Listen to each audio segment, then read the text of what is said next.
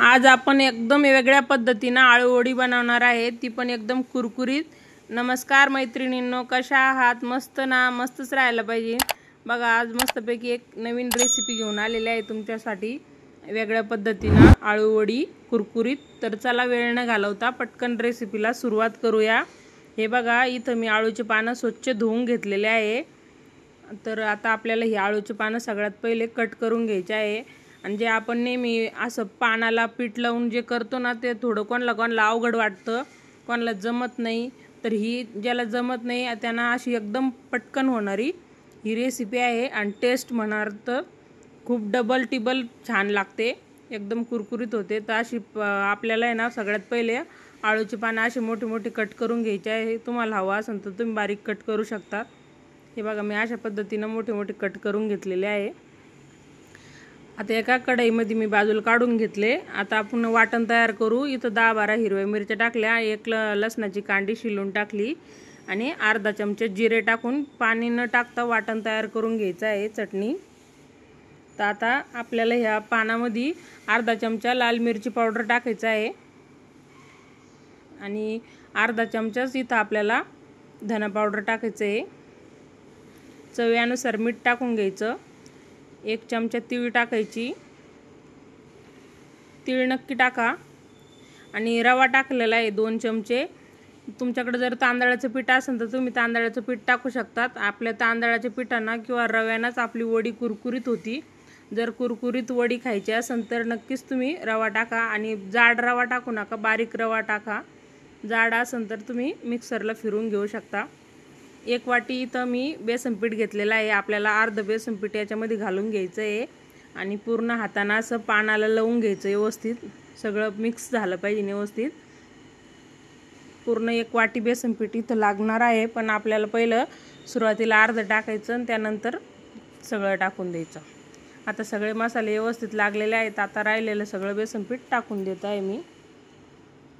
आणि आपण जसं भज्याला पीठ भिजवतो ना, त्याच्यापेक्षा थोडंसं घट्ट पीठ भिजवायचं आहे आपल्याला। थोडंसं पाणी टाकलेलं आहे आणि चांगलं मिक्स करून घ्यायचं आहे। पाण्याचं प्रमाण एकदम थोडं लागतं, तुम्ही बघू शकता। अशा पद्धतीचं पीठ भिजवून घ्यायचं आहे आपल्याला। आता आपलं पीठ भिजलेलं आहे। एक छोटी डिश घेतलेली आहे मी। आता त्या डिशला आहे ना, थोडंसं तेल लावून घ्यायचं, 1-2 थेंब। तर आता तुमचं बॅटर किती त्यानुसार तुम्ही तेल लावून डिश घ्या। तर आता माझं बॅटर थोडंसं आहे, त्यामुळे मी छोटी प्लेट घेतलेली आहे। तुमचं जर जास्त असेल तर तुम्ही मोठी प्लेट घ्या। आणि थोडीशी तीळ टाकायची खाली, म्हणजे मस्त आपली वडी बाहेरून आतून भारी दिसती आणि मस्त तीळ टाकल्यामुळं टेस्ट डबल होऊन जाते वडीची। तर आता सगळं बॅटर आपण या डिशमध्ये काढून घेऊ। थिकनेस बघू शकता तुम्ही। तर अशा पद्धतीने जर तुम्ही पहिल्यांदा जर बनवत असाल ना, तर तरी पण आळूवडी एकदम छान होईल आणि सगळेजण तुमचं कौतुक करतील, किती छान आळूवडी बनवली म्हणून। तर आपण आता हाताने प्रेस करून घेऊ, त्याला असं पूर्ण पसरून घेऊ। सगळ्या प्लेटला व्यवस्थित लावून घ्यायची, हे बघा अशा पद्धतीने। आणि आता आपण आणखीन थोडीशी तीळ याच्यात टाकणार आहोत। मी टोटल 2 चमचे तीळ घेतलेली होती, तर 1 चमचा आपण पहिली टाकली आणि आता इथं थोडीशी टाकली आणि अर्धा चमचा समजा टाकली इथं। आणि आपल्याला नंतर अर्धा चमचा लागणार आहे, तर 2 चमचे तीळ लागण आपल्याला। तर इथं पाणी उकळायला ठेवलं, तर 2 ग्लास मी पहिलंच आणि एक जाळी ठेवून घेतली त्या पाण्यामध्ये।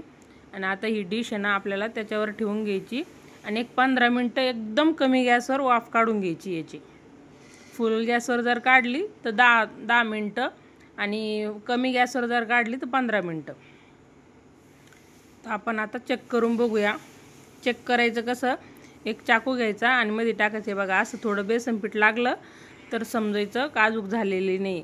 तर आणखीन 5 मिनटं होऊ देऊ। 10 मिनटं झाले होते, तर आता 15 मिनटं बरोबर झालेले आहे। हे बघा, व्यवस्थित चाकून निघलेला आहे, म्हणजे आपली वडी एकदम मस्त झालेली आहे। आता थोडं थंड होऊन द्यायचं आणि नंतर थंड झाल्यावर वड्या कट करून घ्यायच्या आहे आपल्याला। हे बघा अशा पद्धतीनं। आणि ह्या अशा वड्याची ना तुम्ही रसाभाजी जर केली तर अशा नुसत्या वाफळलेल्या वड्या पण तुम्ही त्या रसाभाजीमध्ये टाकून करू शकतात, ते पण खूप छान लागतात। किंवा ह्या वड्या आता मी इथं तुम्हाला परतून दाखवणार आहे डीप फ्राय करून, तर तुम्ही याला डायरेक्ट तेलामध्ये पण तळू शकता। मी इथं पॅनमध्ये थोडंसं कमी तेलाचा वापर करणार आहे, कारण की ना जास्त तेलकट काही जमत नाही आम्हाला, तर त्यामुळं मी इथं कमी तेलाचा वापर करणार आहे। तुम्हाला जर एकदम कुरकुरीत अशी भारी असं पाहिजे नसेल तर तुम्ही तळून घेऊ शकता। इथं तेल टाकलं, थोडीशी तीळ टाकली ती आपली उरलेली, आणि आपली वड्या ज्या आहे ना खरपूस भाजून घेणार आहोत आपण। आणि आपण खूप एकदम खरपूस भाजल्या ना तर एकदम क्रिस्पी होतात।